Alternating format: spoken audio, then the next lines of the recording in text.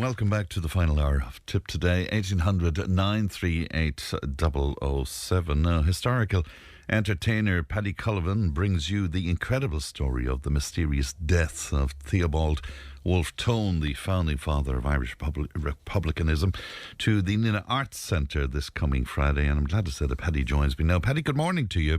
Good morning. And really good to talk to you today. Theobald Wolfe Tone, I mean, a complex figure or what, Paddy?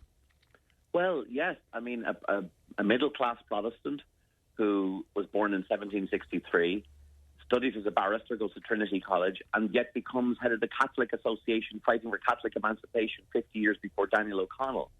And then later on, goes to Belfast, joins his best friend Thomas Russell, forms the United Irishmen, who are banned in 1795. So he moves to America and meets George Washington to try and get a revolution started in Ireland. No dice there, so heads back to France. And in France, Napoleon meets him, and Tone organises 4 invasions of Ireland, one of which gets through with General Humbert in Mayo in 1798. It's a remarkable story.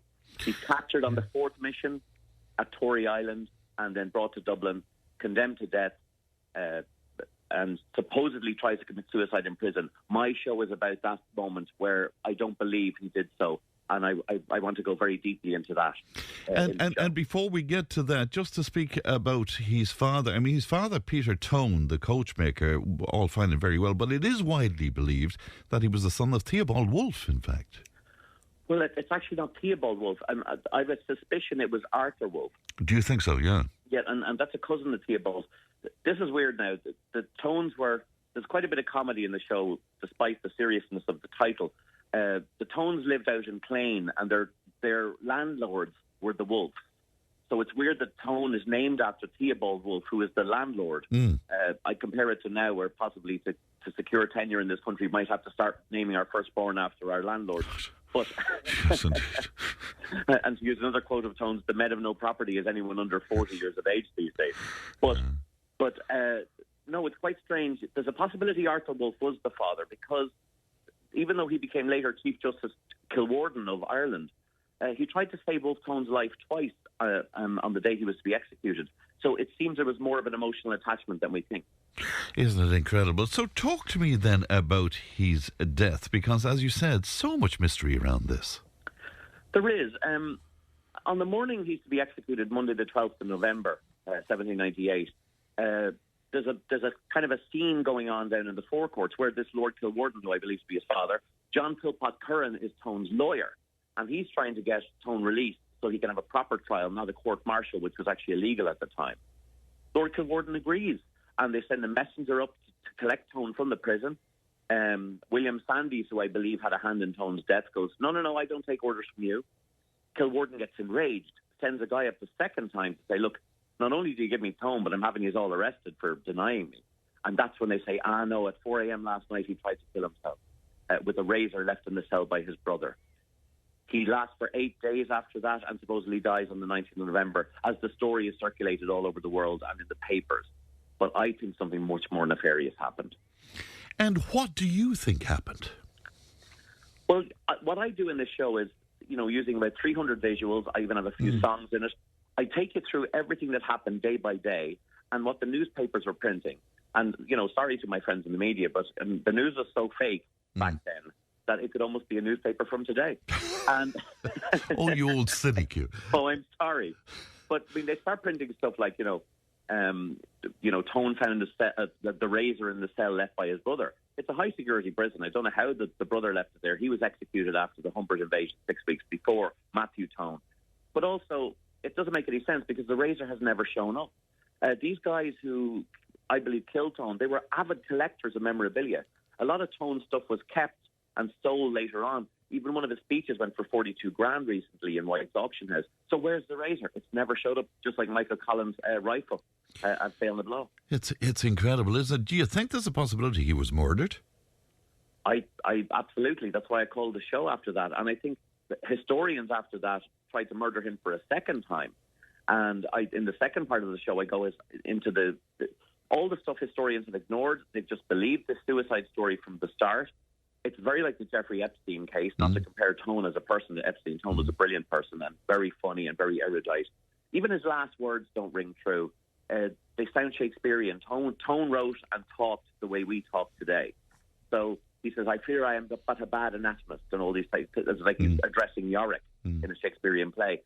It doesn't ring true. There's two men involved, I think. Benjamin Lentaigne, his surgeon, who was French, and William Sandys, his jailer. I think these guys put it all together.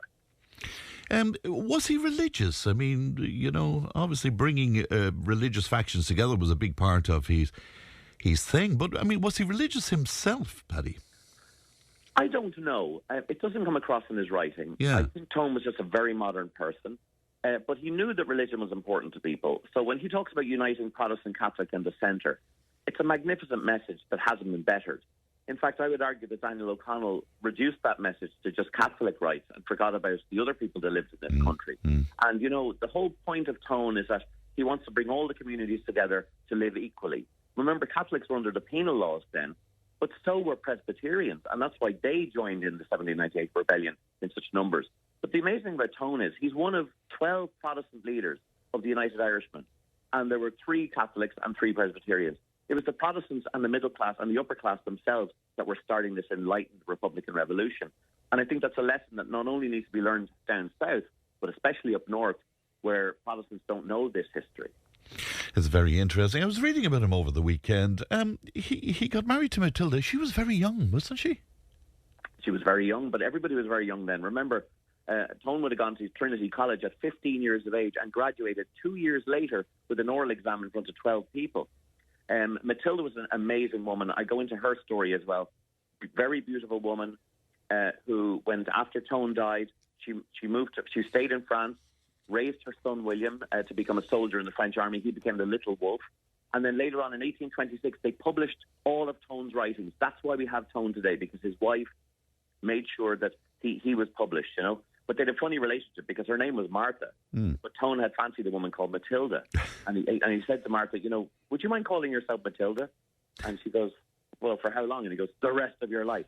So they were very deeply and very much in love. The last letters between Tone and Matilda are just unbelievably romantic. So it's a great tale of romance. It's a great tale of humour. It's a great tale, but also a savage tale of the savagery of that time and 1798 and what the British were doing and the government of Ireland were doing. We hold him in great esteem because, of course, Bodenstown every year is a mecca for people, isn't it? It is. I mean, lots of people go there. Sinn Féin go there, Fianna Fáil go there. But Tone belongs to everybody. Yeah. The most incredible thing about Tone as well is the religious message is not lost. We're told often that Porrick Pierce was a very Catholic person, but even his father was a Unitarian Protestant minister from England, or Protestant from England. And when he went to Bodenstown, he said about Bodenstown, we have come to the holiest place in Ireland, holier to us even than where Patrick sleeps in Down. And that tells you how high he was held in esteem. You know what I mean? He was such a lucid guy, very hilarious. I mean, he would get very drunk and write in his diary, and you can actually, it just comes off the pages. He even tells us how to not deal with each other on social media. He says, we broke up rather ill-disposed to each other. I'm more and more convinced of the futility of arguing over wine. So this guy was great, and I think what I'm trying to do is not only talk about the murder, that's the focal point of the show, but bring him back into people's lives, because we haven't been taught enough about Wolfe Tone and what an interesting guy he was. When you Google Wolfe Tone, you'll generally get the Wolfe Tones. And so what I'm trying to, with all the controversy that brings, I'm not a huge fan myself, so I acknowledge their right to the rebel songs and everything. Yeah. But I would always say more Wolfe Tone, less Wolfe Tone. Very good. The only song I'm aware of is, in fact, the Wolfe Tones recorded in Bodenstown Churchyard. There is a green grave. Is there a lot of music? There's quite a bit of music. I have a song in the show called In That Moment They Were Free. I also have a song dedicated to Irish historians called the Both Sides song. But these are your own songs, Paddy, These are my own songs. Very good, yeah. Now, I'm partial to doing a verse of the Shan Van Vocht as well. Oh, yes. But that's what Bodenstown Churchyard is an incredible song. It was written by Thomas Davis, who also wrote The West Awake. Yes. And he became a great friend of Tone's widow in the 1840s. And in fact, he wrote to her a lot. And he was the first man to put a gravestone in Bodenstown, because remember, Tone was buried in an unmarked grave. And he put the gravestone there, but the Irish, treating everything like a holy relic, started coming down and picking bits off it, and to have a little bit of Wolfe Tone for themselves. So that's why they had to build an iron cage around it. So it's a fascinating story alone. what happens to Tone afterwards, in terms of statuary, gravestones, and all the rest of it. But the music of that time is absolutely fabulous. Yeah, where violence is concerned, I mean, I was looking at one plaque that's up with it. He says our independence must be had at all hazards. If the men of property will not support us, they must fall. We can't support ourselves by the aid that numerous and respectable class of the community, the men of no property, as you alluded to earlier on. But, that remark, they must fall. Was he prepared for violence? He was. He was, but as he said at his trial, I was prepared for fair and open war. He wanted to land with the French army and have open, proper battles where, people could be beaten fair and square. That's why he landed in Mantry Bay, or almost landed in 1796 with 15,000 troops.